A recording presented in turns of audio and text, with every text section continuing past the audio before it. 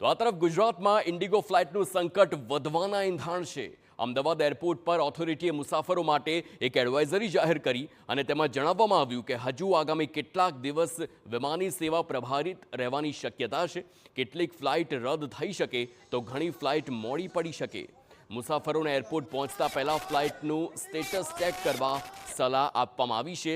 આ સીધી જ એડવાઇઝરી અમદાવાદ એરપોર્ટ તરફથી એ તમામ મુસાફરોને આપવામાં આવી છે કે જે અમદાવાદ એરપોર્ટના માધ્યમથી ઇન્ડિગોની ફ્લાઇટથી અન્ય કોઈ દેશ કે રાજ્યમાં તે પ્રવાસ કરતા હોય અને તે તમામ લોકોને આ એક આદેશ આપવામાં આવ્યો છે। અપીલ કરવામાં આવી છે કે ઘરેથી નીકળતા પહેલાં એક વખત આપના ફ્લાઇટનું સ્ટેટસ ચેક કરી લેજો, નહીંતર કદાચ શક્યતા એવી પણ બને કે આપ એરપોર્ટ પહોંચ્યો અને ફ્લાઇટ રદ થઈ ગઈ હોય।